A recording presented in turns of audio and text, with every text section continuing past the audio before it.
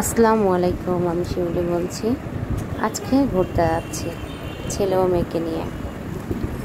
ঘুরতে ঘুরতে যাওয়ার সময় দেখলাম এই ভাইয়াটা হয়তো তারই জিনিস নিয়ে যাচ্ছে। সে পিছন দিয়ে অনেকক্ষণ ধরে ভ্যানটাকে ধাক্কাতে ধাক্কাতে নিয়ে গেছে।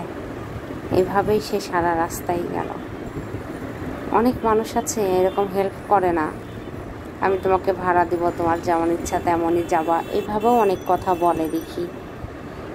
যাই হোক, চোখে পড়লো, ভালো লাগলো জিনিসটা, যে না আসলেই উপকার করতে যদি চায় কেউ, যে কোনোভাবেই উপকার করা যায়।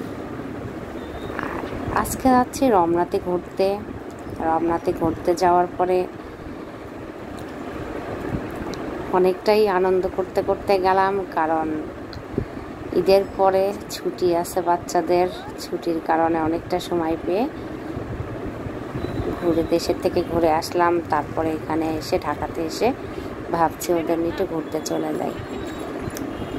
এটা তো টিএসসি মোড়, সবাই জানেন, এবং অনেকেরই পছন্দের জায়গা, অনেকেরই সময় কাটানোর জায়গা।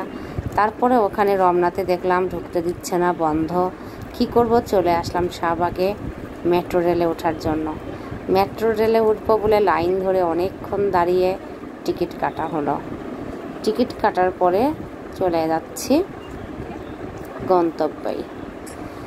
আমরা এখান থেকে উত্তরা পর্যন্ত টিকিট কাটা হয়েছিল, উত্তরা থেকে আবার ব্যাক করে চলে আসব। আমাদের ঘোরার উদ্দেশ্যই টিকিটটা কাটা। তারপরে এখান থেকে টিকিট কাটার পরে তারপরে এখানে টিকিটটা শো করিয়ে তারপরে যেতে হয়। এখানে আমাদের টিকিট কাটা হয়েছিল, তারপরেও আমার ছেলেরটা হচ্ছিল না বলে ওখানে যে আবার ঠিক করে আসতে হয়। তারপরে কিছুক্ষণ অপেক্ষা করলাম, তারপরে ও আসলো। আসার পরে আমরা চলে যাব।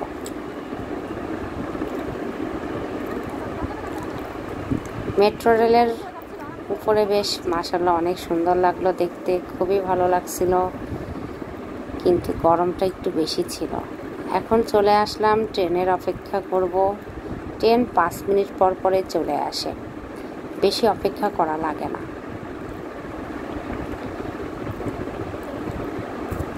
ট্রেনে যখন উঠব তখনকার একটা অনুভূতি ছিল অন্যরকম, কারণ প্রথম জার্নি মেট্রো রেলে। অনেক দিন আগেই মেট্রো রেল চালু হয়েছে, কিন্তু সময়ের অভাবে যেতে পারিনি। তার কারণে ভাবলাম আজকে যখন সুযোগ পেয়ে গেলাম হাতছাড়া করব না। আসলে ট্রেনটা এত দ্রুত আসে এবং এত তাড়াতাড়ি ওঠানামা হয়ে যায়, মানে চোখের পলকেই চলে যায়। যাই হোক, ট্রেন চলে আসছে, কিছুক্ষণের মধ্যে চলে আসবে। একদম খুবই ভালো লাগছিল, কিন্তু দুঃখের বিষয় অনেক অনেক অনেক ভিড় ছিল। এই ভিড়ের মধ্যে পুরো রাস্তাটা দাঁড়িয়ে যেতে হবে।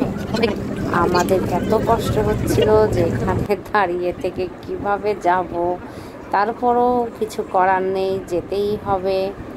তারপরে চলে গেলাম। আর কিছুক্ষণ পর পর এক একটা স্টেশনে থামছিল। আমি প্রথম একটু ভয় পেয়েছিলাম যে এখানে কিভাবে কি হবে, নামার নামতে পারবো কি না। পরে দেখি যে না, ওরা এত সুন্দর করে বলে, আপনার প্রত্যেকটা গন্তব্যের জায়গাটা এত সুন্দরভাবে ওরা বলে দেয়, এটা কোনো ব্যাপারই না। একবার উঠলেই সব কিছু একদম ইজি হয়ে যায়। কিন্তু প্রথমে ওঠার আগে একটু ভাবছিলাম, সব কিছুতে একটু ভয় থাকে। অনেক ভিড়ের মধ্যেও আমি ভিডিও করতে ছাড়িনি, ভিডিও করছিলাম, কিন্তু আমার খুব ইচ্ছা ছিল জানালার পাশে বসবো, এখানে সুন্দর সুন্দর ভিউগুলো নিব, কিন্তু এগুলো আসলে হয়ে ওঠেনি। তারপরও আসার সময় যখন হয়েছিল তখন অন্ধকার হয়ে গেছিলো বলে আমি আর তেমন একটা করিনি। তবে যতই দ্রুত আস্তে আস্তে মিরপুর শ্যামলের দিকে যাচ্ছিল তখনই ভিড়টা আস্তে আস্তে কমছিল। সর্বলাস্ট আমাদের তো উত্তরা পর্যন্ত টিকিট কাটা, উত্তরার পরে আর যায় না, উত্তরা পর্যন্তই কাটছিলাম। শাহবাগ থেকে উত্তরা পর্যন্ত একজনের 80 টাকা করে টিকিট ছিল। আবার আসার সময় ও নিচে না নেমে ওখান থেকেই ব্যাক করব বলে ওখান থেকেই টিকিটটা আবার কেটে নিয়েছিলাম। বিল্ডিংগুলো দেখতে, ভিউগুলো বেশ মাশাআল্লাহ অনেক সুন্দর লাগছিল দূর থেকে, এতটাই ভালো লাগছিল। আর ট্রেন যে কি দ্রুত যাচ্ছে আমারই মাথার মধ্যে অনেকটাই ঘুরছিল। যাই হোক, আস্তে আস্তে অনেকটাই ফাঁকা হয়ে যাচ্ছে, প্রত্যেকটা স্টেশনে মানুষ নামতেই আছে।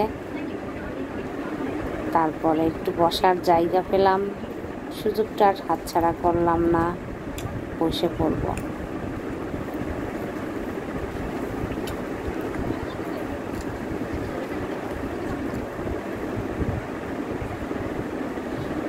তারপরে আমরা আমাদের গন্তব্যে চলে আসলাম। চলে এসে এখান থেকে নামলাম, নেমে আবার নিচে চলে যাব টিকিট কাটার জন্য।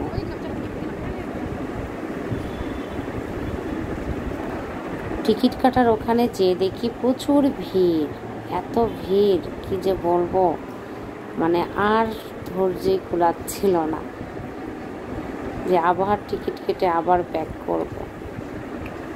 ভাবছিলাম এত দূর না আসলেই হতো, কাছের কোনো স্টেশনে নেমে যেতাম, আবার ওখান থেকে উঠতাম, ওইটাই ভালো হতো। কিন্তু না বুঝে অনেক দূরে চলে আসলাম। আর প্রথম জার্নিটা তো একটু ভালোই লাগছিল। এখান থেকে নেমে আবার নতুন করে টিকিট কাটবো, টিকিট কেটে আবার উপরে চলে যাব। আজকের মতো এখানেই বিদায় নেব। আপনারা সবাই ভালো থাকবেন, আবার অন্য একদিন দেখা হবে আপনাদের সঙ্গে।